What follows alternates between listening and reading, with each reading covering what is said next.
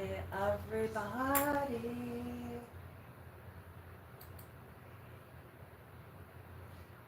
Let me see.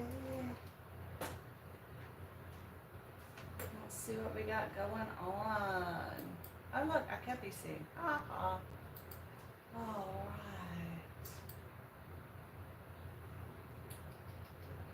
Hey, look at that waddle, man. I gotta get rid of that. Anyway, with that being said, it is Tuesday. It is 11:30. We are doing our lunchtime live. We're out of the kitchen today because today's the day I got a little bit of ironing I've been putting off. So, let's do it. Let us do it. Got some new, I got some old, but I want to be sure what is new is ironed properly. Let me see. Ooh, no. So I hope everybody is doing well. See, Patrick has jumped in the chat. I am a big believer in ironing within, because I'm going to use different temperatures. I always use a ironing thing. That's what I'm saying. So I don't scorch my fabric with different temperatures. But anyway, I hope everybody's doing all right today. It's a hot one. I have decided, another decision. I crack myself up. I have got to get more outside time. The weather is beautiful. It's gorgeous outside. Part of the advantage of being retired is being able to go out whenever you want. And I truthfully 100% do not take advantage of that. And I need to. I love being outside. So, we're going to have to schedule a couple more walk around the blocks, a couple more things to do, and get it done. How is everybody's day so far? If you're eating breakfast, lunch, or dinner, let me know. Isn't it fun? That's like one of the fun things about this platform as you meet people from around the world. But some of my people that I follow, boy, I get concerned because there is no way that they get enough sleep because they're vlogging round the clock. And I'm just like, it has to be 4 or 5 hours ahead of me. You need to be getting your sleep. But, and then I'll get up and like 9 o'clock, they're back to work. But good for them. I've always been kind of a neat, I definitely am an 8-hour kind of sleeper. So, Patrick, hope today is not too bad for you. I'm gonna get this done so whenever you want to take me out, my skirt is all ready to go partying in. Isn't that a great plan? That was a great hint. I just rolled right on out of there, didn't it? But it's been on my list, and sometimes, you know, if you work through things, although I have not started my painting project, shame on me, I have started really getting this house in order. I'm getting things clean, dusted, hard vacuum, so that feels really good. It's a matter of just getting it all going. In the meantime, I definitely, it's so funny because I never thought the ADHD stuff really affected me that much. But I think one thing I have found out with my children is part of ADHD, and she'll have a thought, and then you have another thought, another thought, another thought, and you think of all the details and all of this, and you just start churning the thoughts, and it really, creates an inability to move. And that is definitely something that I have noticed. Like, oh, I'm going to work on videos, but then, or work on this project or that project, and there's a lot of churning that starts to take place with it all. So I really have to be. Some of these, it's been so long since I've ironed some of my clothes that I'm not even sure. I'm actually going to turn this way down. Let my iron cool down for just a second before I jump back into the project at hand. But there's a lot of churning that goes of things, and then what happens is actually nothing gets done because you spend so much time churning and churning and churning, which I really definitely find that a very interesting phenomenon. That and then, so I always thought, oh, I just procrastinate, and then at the last minute I will really jump in and get everything done. I just need that pressure. And now I can look back and say, oh, no, I mean, it's pretty much a horrible way to live, that you have to wait until the pressure builds to really get projects done, or you run out of time, or something's happening and it has to be done right now. And now I find out, wow, that's attention deficit disorder. The things we find out that were not available growing up, and as we go through this journey of life, that then it makes so much more sense. Like, oh wow, that would have been so much easier just to have it. And I know I need to work some executive functioning skills, which making my list and sticking to it, and that's part of the challenge as well, the sticking to itness. You know what's really funny? I don't think I've ever taught either of my children how to iron. And the only person that they have ever seen probably iron their whole entire lives is their father, because he was military, so he always did his uniforms every single week. They saw him ironing his uniforms. And so they never saw mom iron. Because then if I had something to iron, he would iron it, and I just have gotten. So I'm doing it, and it's pretty funny. Pretty funny to me that then I don't even know if they know how to iron right. Like, first you do your collar, cuffs, and sleeves, and then your parts. The things that I worry that the kids aren't ready for or don't know how to do, like, cracks me up. Like, oh, they probably should have learned how to do that. Oh wow, I just messed up that sleeve on the other side. But yeah, it's definitely, what the heck did I do over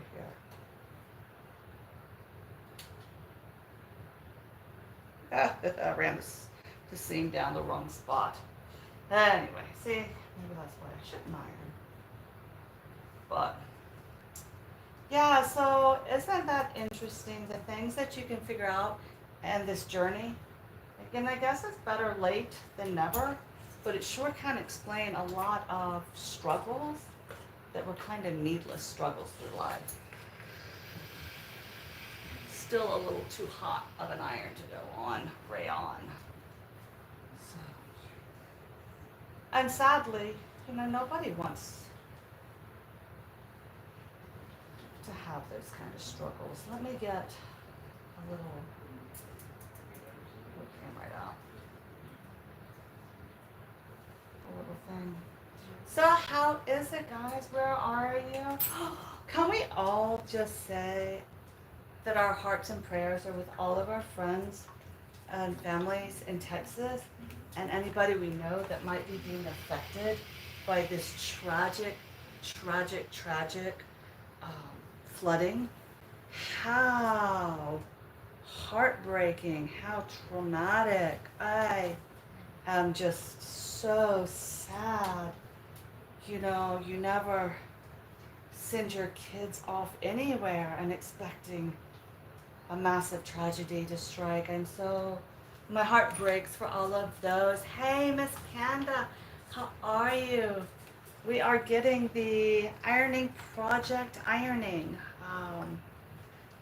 I still contemplating. I was talking about my ADHD and how it has kept me kind of locked in place a little bit, but hey, there you go. Tomorrow I'm gonna do my, we're gonna do a little exercise live. I promised my mother I would do a workout for her. So I'll do Wednesday workouts. She is in her 80s, but she has that degenerative back, just like where she has the degenerative type of something where her vertebrae and her back are like dissolving something in them, and so she's drinking and it's painful, and she had also broken her back a couple years ago, but without moving and keeping moving, it makes it all worse. So I promised her that I would do some little exercises with her. So I think we'll just do a Wednesday lunchtime workout. It's going to be happening off of the sofa because that's where she spends a lot of her time, and that's where she's comfortable and stable. And truthfully, yeah, that's where she is not immobile. And we want to keep it that way. But there's not a whole lot of going out. She can make it down the steps into her mailbox, but the pain that then comes. So that is what we're doing tomorrow. And okay, this is just about cool enough to start to use it without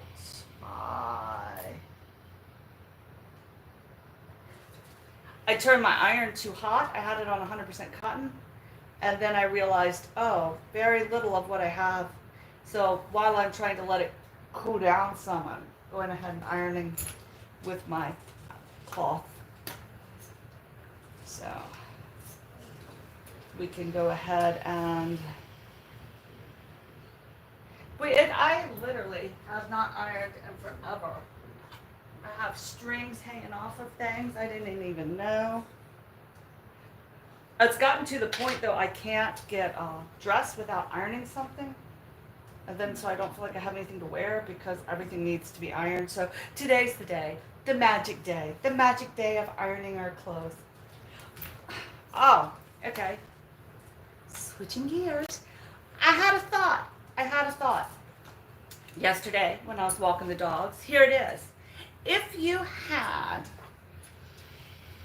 7 outfits, and you could only have 7 outfits, what would they be? Now, okay, with that being said, you can have a sweater and a jacket, that kind of thing, but to have 7 pieces, 7 outfits, shirt, pants, underclothes that go with it, what would be the 7 outfits? So let's say for a 3-month time period, because truthfully for different times, I don't know. What would be the 7 outfits you would pick? So I would definitely want one that would be like a church outfit or a going out outfit, something that's kind of nice that would work in that kind of environment and situation. And then I would want my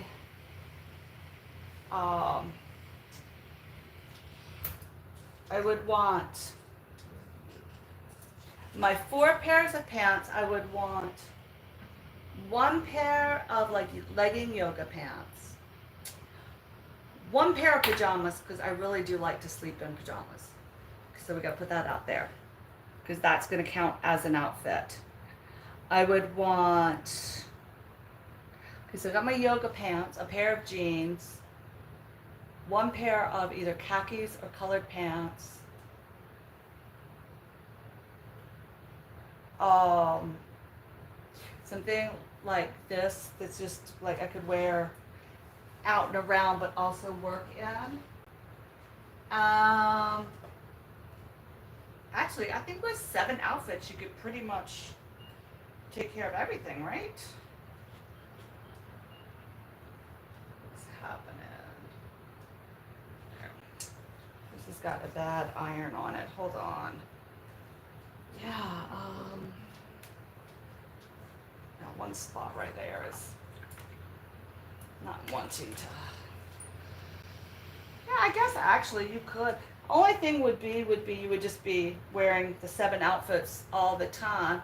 Leggings, t-shirt. Okay, so if it's just 7 pieces of clothes, I would go with leggings, definitely as my pants of choice. Definitely leggings. But do you know what I found? So last summer I was traveling a lot, and I was going on planes and stuff. I got the nurse pants, like the nurses scrubs. They're like high waisted, but they're the nylon. You can wash them in the sink. They dry overnight. I got a blue pair and a gray pair.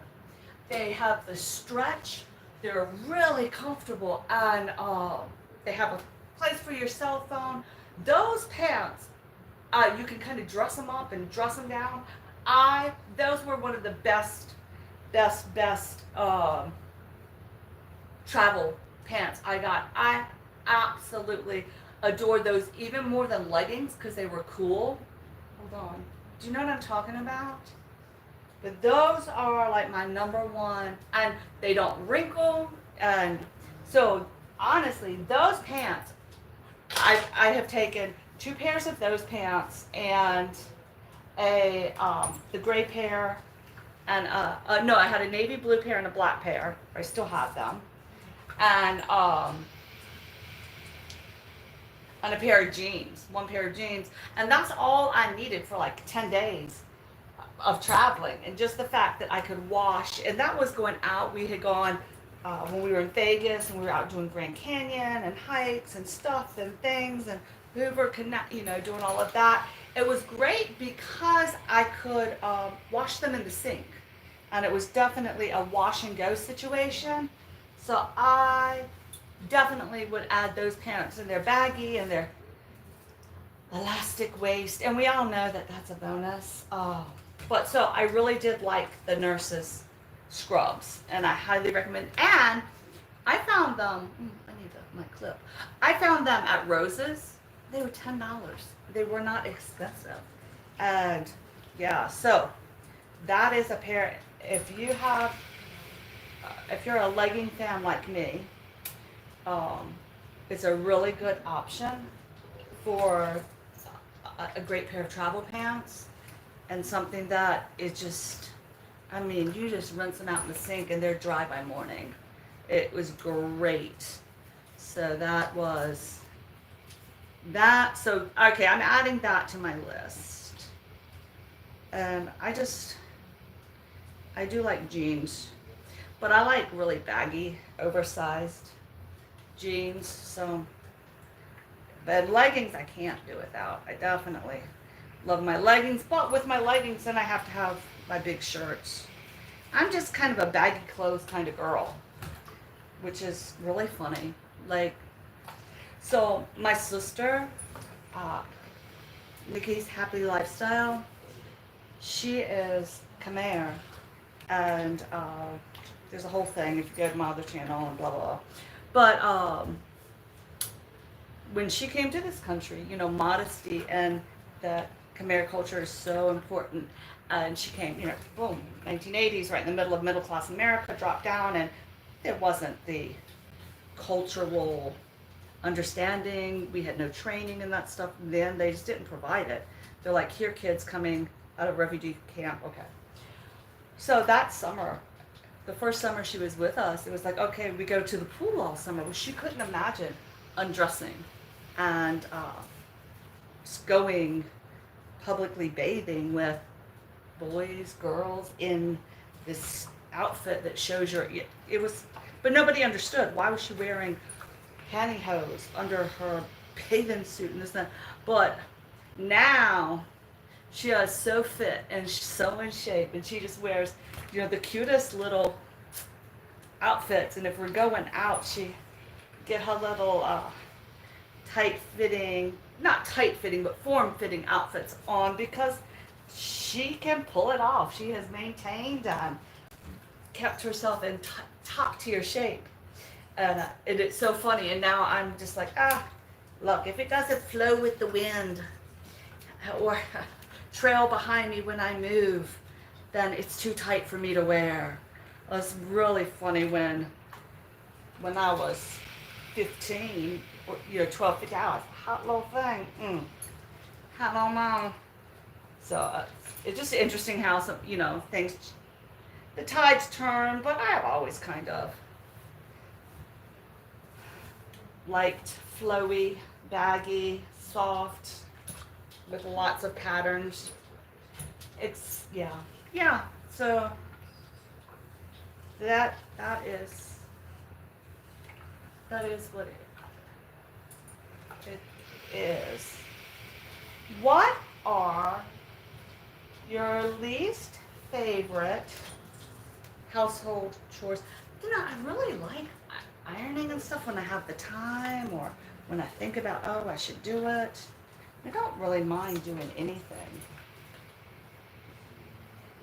And I've really made a point of getting back to, there are certain areas like the bathroom and the kitchen floor, trying to definitely do daily cleanings because it had gotten away from me, especially when I was working 2 jobs and homeschooling kids. And, I found I had to adjust life, and with doing all that, it was impossible to work and then come and do all of the hardcore maintenance of a house with feeding and all the other stuff that it entailed. And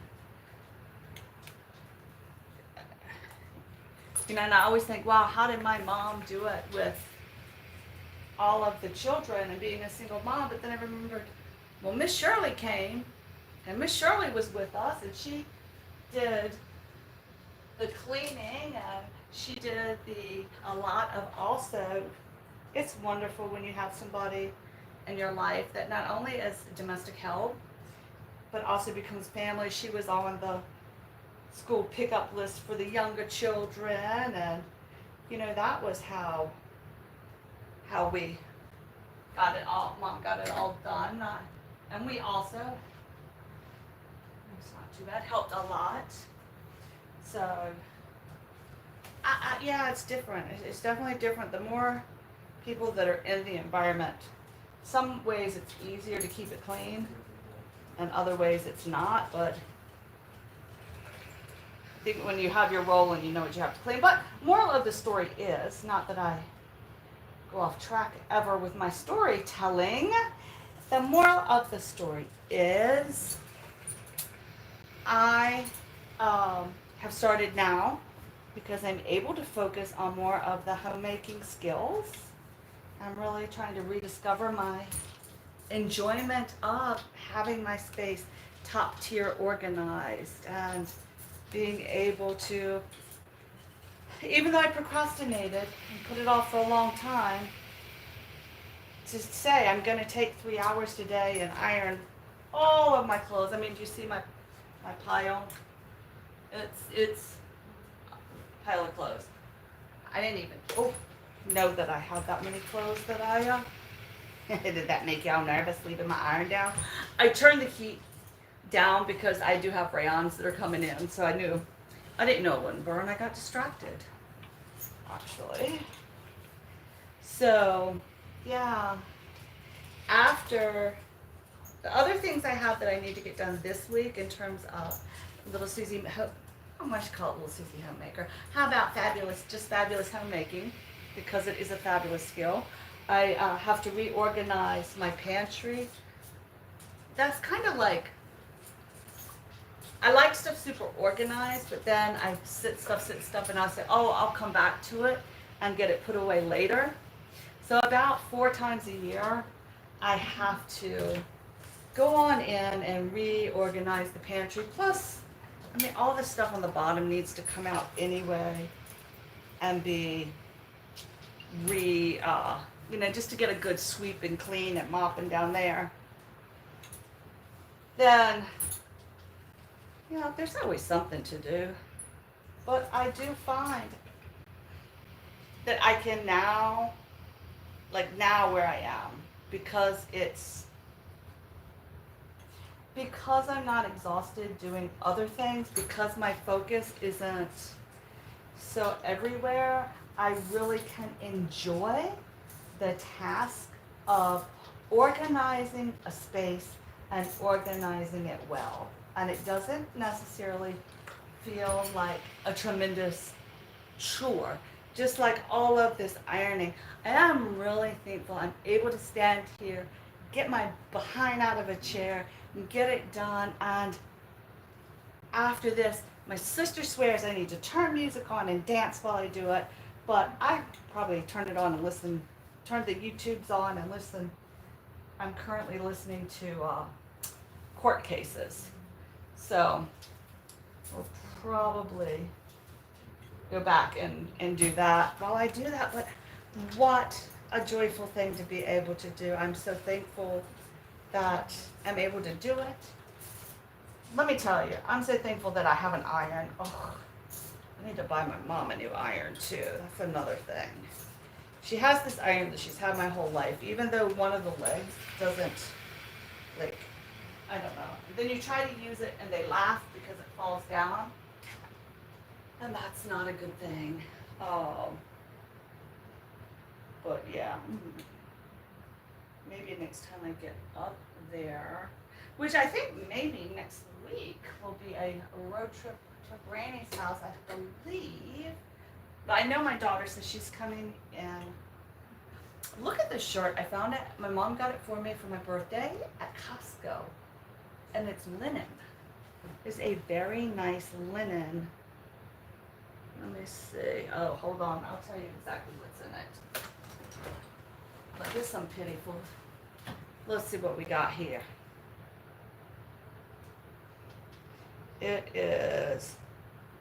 Oh, it's made in Kenya. Okay. And it is. Doesn't have my. Well, that's neat. I think I realized they were making clothes in. Let me turn that off. Making clothes in Kenya. But it says it was made in Kenya, and it was linen. 50% linen, 45% polyester. So how about that? There you go. You learned something like I really didn't know. We were making clothes in Kenya. I will have to let all of my friends, and look, it was they did I don't know if you can see, but look at the inside of that collar. Has a beautiful stand. See right here on the collar? And then the collar is a top. And it was at Costco. It was very, inexpensive, but it's extraordinarily well made. Everything is folded over. All the raw edges are done in. So that's another thing though I have decided in my let me not be a massive consumer, let me consume with thought. As I definitely know in terms of clothing and apparel, and not that I need anything else ever, but styles change. The quality, I really am at the age where I think quality is going to become a little bit more important than quantity. For real. But I liked this because I can wear it as just with a tank top as like a little jacket,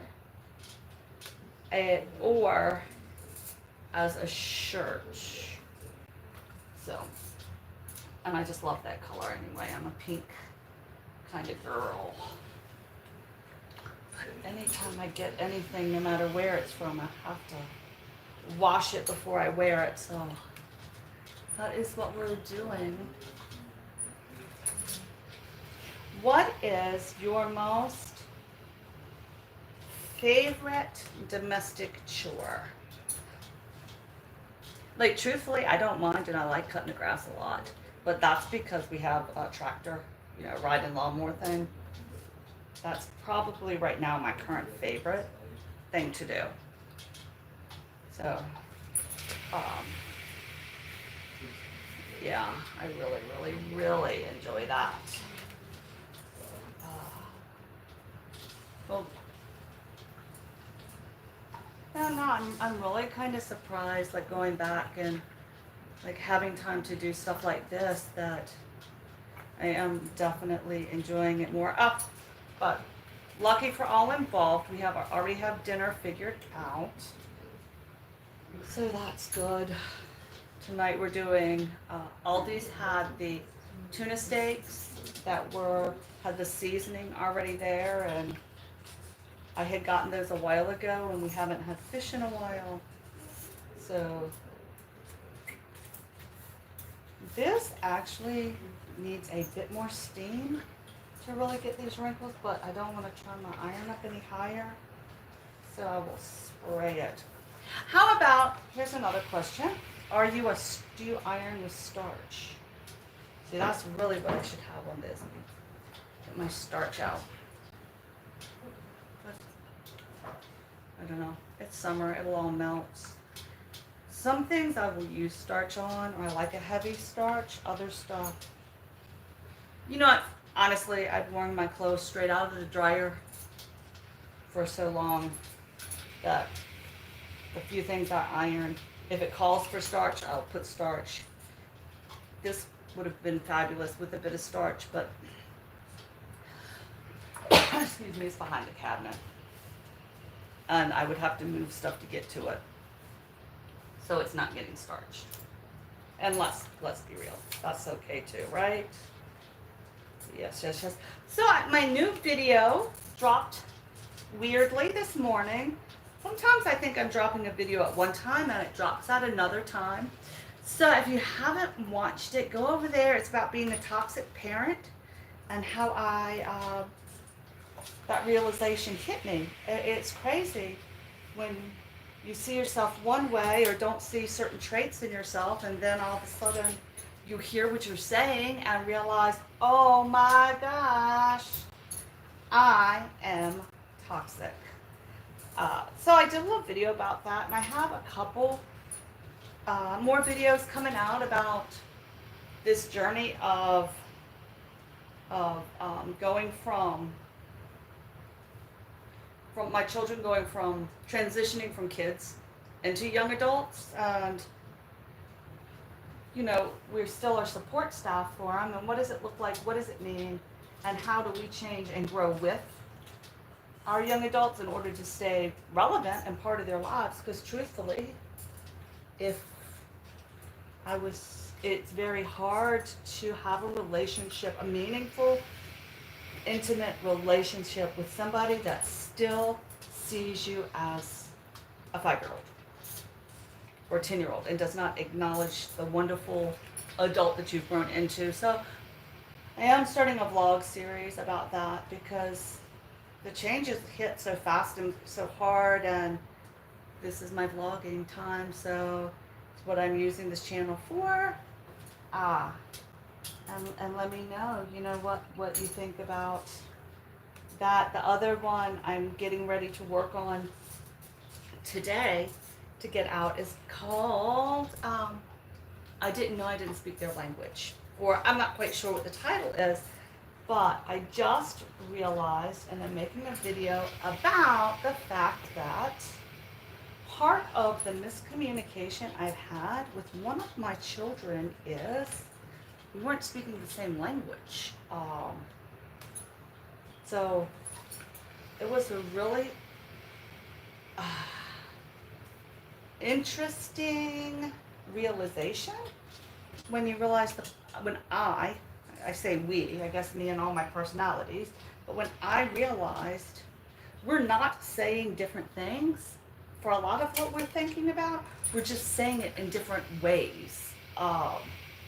And my way is no better way of saying it than their way, but it's just had led to, led to a lot of confusion and miscommunications and feeling like we were not hearing each other because we were using different words. So that's another, that's the video I'm currently working on for, yeah, that is, I don't care. No, it's just my husband is better at this. I was gonna say, I don't care how good of an ironer you are. It's hard to get out all the wrinkles, but no, I know some good ironers and can get out all the wrinkles, so I shouldn't say that. I shouldn't say that. I have difficulties getting out all the wrinkles. But anyway, that is definitely a vlog and a parenting series I really think that I'm going to do. And truthfully, I see that is the nature of where this channel is and where the content is. It is gonna be, or it is pretty much, if I look at it, straight vlog. It is just me doing a daily talky vlog, and hopefully somebody finds some value in what's going on, or the thoughts that are thrown away, or just has me smile at them, because I'll smile at you. But that's kind of where I see this journey, because, you know, as a neurodivergent person myself, and having raised neurodivergent children, I think it's an very interesting, for me to look at it. It's been a very interesting parenting experience that, and everybody's is uniquely unique and interesting. And the other thing is, my children, bless their hearts, are always like, Mom, tell us a story. Mom, tell us a story. I'm like, I don't know. So this will also serve as remembrances and stories. And I think, yeah, the more that they can understand where I was coming from, or what was going on, or what else was going on behind the scenes, it helps them balance out their childhood and be able to say, okay, because it's hard at, 6 years old to know what you do, nor should you know, but at a certain point it helps to understand the uniqueness of, hey, why was this decision made? Hey, why was this done? Hey, what was your thought process behind that? And I think everybody is curious about it within themselves and their own family. And there's something very healing and powerful, because we can't live with anyone for multiple years or a lifetime and not have hurts, big hurts on our heart, little hurts on our heart, and even some soul crushing. I don't know how we're going to come back from this kind of hurt, just by the nature of being humans with humans trying to be together. It's just life. I'm looking for mine. So I think, explaining it, and also how we think it's going to be, is always tremendously different than the reality of how it is. Especially because of that little thing called free will and maturity. And, for me, I found my babies were very difficult babies, but in some aspect they were easy, because you know what they want. They want to eat, sleep, be held, be loved, be dry, be cared for. It's easy. They're not wanting to go here. They don't have an opinion that differs. And soon as they have personalities, don't get me wrong. But as soon as they emerge more forcefully, it makes being together and understanding and anticipating and even just understanding really can be really tricky. It really can be, because I personally base all of my children's, especially when they were young, needs, wants, desires based on what I would think I would have needed, wanted, desired, and when you're dealing with people that are not clones, identical clones, it will turn out very different. And I think that's the tricky part with parenting. And then if you have like characteristics that are very similar, then you clash heads, because they're very similar in the way that we're similar, yet the differences make us crazy, It does. So I think, so that is, to recap, is my parenting vlogs that I am going to be doing, just neurodivergent parents raising neurodivergent children. I think what's funny too, and I'm so glad that I finally have the words, that the longer I live and the more we have labels, even though I don't like a lot of the labels and names and stuff now, but the more we have them, it does lead for a greater, I don't want that to necessarily fall, a greater understanding of life, and it gives us points of reference. I never understood, I guess it was 2 winters ago, my sister was here, and she happens to be a clinical social worker, and she is a counselor, and we were talking about something that was giving us a hard time, and my sister looked, about the fact like how I repeat things, and it is, I know I get that trait from my mother, because she was a repeater, and how for people that don't repeat things, or why is there the need to repeat, what is that about? And she finally looked at me, she says, she says, you are an oral processor. You process things orally. I said, oh, okay, well that might be why I always have these running conversations going day, night, nonstop in my brain, in my head. And she's like, yes, that's how you process the world and any event. I mean, something could have happened anytime there's anything that goes on. I come home and kind of digest it, and did I say the right words, or should I said this, or should I said that, or replay it until it's played out, and I'll go back and just keep beating that dead horse.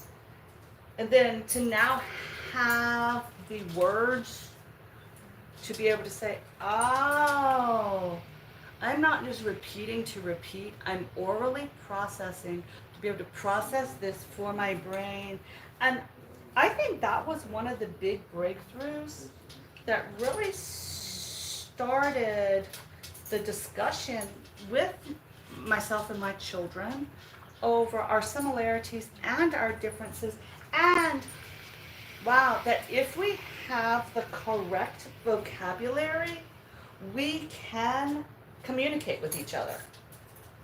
So every time there's a breakthrough, every time there's an aha, something that happens, it really helps us understand each other, because we are a family, we love each other, we care about each other. There's nothing evil or ill-intended within the household that needs rescuing from. Thankfully, there are some people that really the best choice is distance. And that's not what is here. However, without great understanding, because of how our neurodivergence line up different than each other, it could be very easy to misunderstand. It is very easy to misunderstand each other because we don't speak the same language.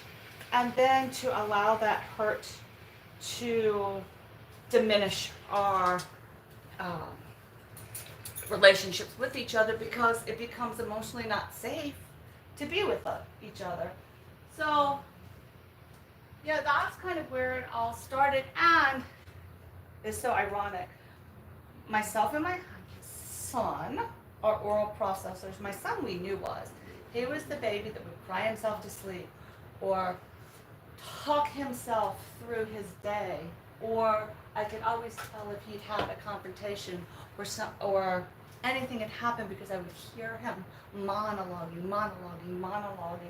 But then just to be able to say, he's processing something. Okay, we're okay. He's just processing.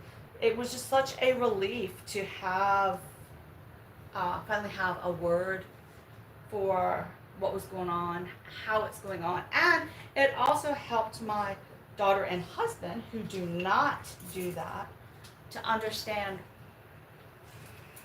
why we were so annoyingly coming back with the same stuff, the same story, the same 3 or 4 times. And then for me to even say after a few times, oh wow, I'm really processing this. And like I said, we did not have the words for what was happening so long, but early in their childhood, one of my rules had become, because you know how kids will get with their jokes or whatever, things are only funny when they're said twice. After you make a statement more than 2 times, it's no longer funny or relevant. So, yeah, and that was a rule that I really had instated, not even knowing why I was instating it, what it was needed to be instated for. I just knew it was annoying that, okay, we've said it, it was funny, okay, we're now on the 45th time of this, it's not funny anymore. It needs to stop now. It needs to be regulated because there's also a bit of OCD involved, and so that was a rule. But once we really had the vocabulary to go with the rule, it has been just a tremendous gift of moving forward and understanding each other. And it's like I told my kids, this process that we're in right now is so vital and it's so important. Even, not with just kids, but even with our friends or our partners or anyone we spend a lot of time with. We can go to a restaurant and split a meal, totally split a meal, and how we experience that meal, how we taste it, how we describe it can be, and guaranteed it will be, totally different, even though it was exactly the same food we consumed. And that's what I always reiterate to my young adults when we're thinking about, and when they're holding my feet to the fire, saying, why would you screw that up? Or why would you do that? Or, we do hold our parents accountable for their mistakes, and it's okay. Or sometimes just saying, this really hurt me. I said, it wasn't my intention, but why? Why was that done? And I said, wow, I didn't even see it that way. Or, okay, you felt that and saw that because that's you, and that was your experience of what you lived in and how you lived it. And it is a valid, your feelings are valid. It is a valid, 1,000,000,000% valid experience. Whether it's tainted by youth, or it was tainted by hormones, or it was tainted by whatever, if that's how you experience a certain thing, that is the reality of what happened, no matter what the age is. So as we go through this journey, we do keep that in mind and we honor each other's unique perspectives of what was happening, even with what was happening with gender. You know, I'm a little girl with these isms. This is what this felt like to me. I am a boy with these isms, and I'm a mom with all of these isms and neurodivergency. So what I think, what is happening, where are we all feeling? It is a crazy, crazy mix of, so where was reality in all this? Like, I really understand so much. Like, it's like falling down Alice in Wonderland, the White Rabbit's hole every once in a while when we go to have a conversation of, how did you feel? You know, here I am having the best summer of my life one time. We did all these road trips and we did all this stuff. My poor kids say it was so traumatic because, you know, the car kept breaking down and this was happening and that was happening, and with anxieties involved and routines being changed and this and that. Yeah, we're going, we're doing this. Like, I was having the time of my life, and they refer to it as the summer from hell. It is so funny, you know. At some point, I do want to do a video, and I know the kids are up for it too, that they can relay some of their stories of how, because it's how they perceived what was happening, and it's fun. So yeah, I kind of feel like, in terms of making videos, where I want to make videos, where my shorts are going, what I'm feeling drawn to as I fill out my channel, as I create content, that's really a lifetime of content right there, to go back and to unpack it all.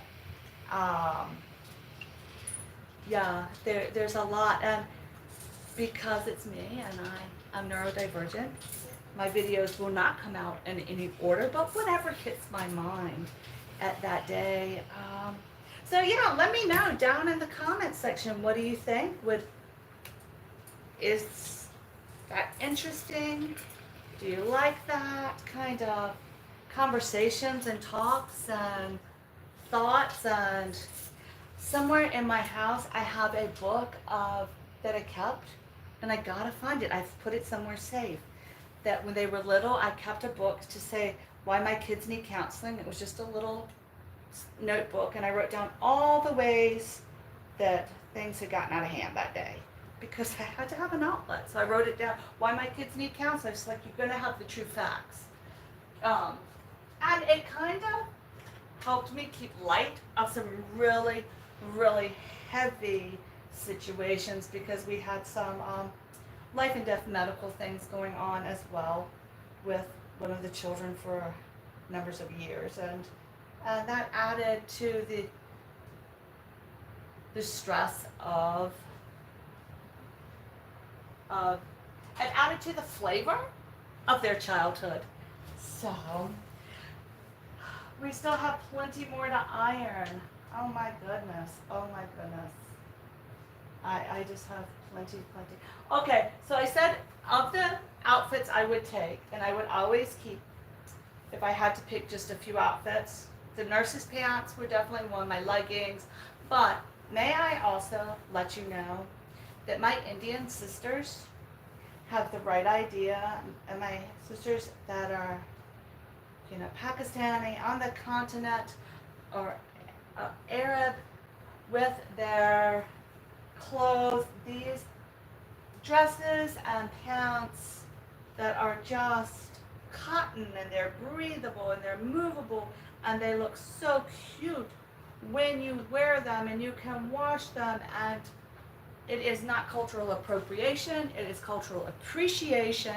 I love my outfits that I order from India. Yeah, the colors, the vibrancy, the movement, the type of fabric. So I would definitely have to keep one of my outfits, because you can dress it up, dress it down. This goes with my shawl is hanging back there. I just, yeah, my sisters over on the subcontinent really, really, is there a reason the style of clothes is still in style after thousands and thousands of years? And it's because they're comfortable, they're easy to make, they're easy to maintain, and they are a delight to wear. If you look at the Asian cultures as well, it's the exact same garment. It's because they're fun and functional and perfect for the climate. So these are definitely an outfit that I would keep. One of my seven.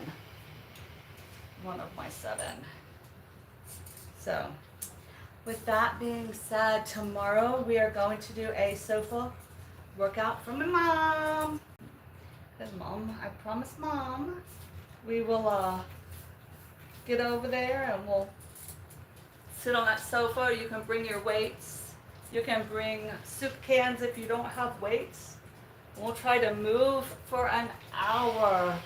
I think that will be Wednesday workout. Will be a fun live. It's the live we're gonna have because that's what I'm doing. I hope this is a lot more entertaining to watch me iron than it is just to sit. My sister Nikki always says, don't just sit there, it's so boring video. So, as I make my videos, I'll try to move and do something. And then it's like I'm multitasking genius. And I'm really probably finally getting to a project. And these are the thoughts that go through my head, the conversations that I constantly have running nonstop. And I'm so grateful that you are here to share them with me today. I really thank you for your time, for stopping in and having lunch, and yeah, for just being here. Miss Panda and Patrick and number 3 person and those that have stopped in and taken a peek. I sure do appreciate you all. And with that being said, go forth and have a fabulous rest of your day. Until tomorrow, we will just stay fabulous. See you tomorrow. Okay, I'm keep ironing.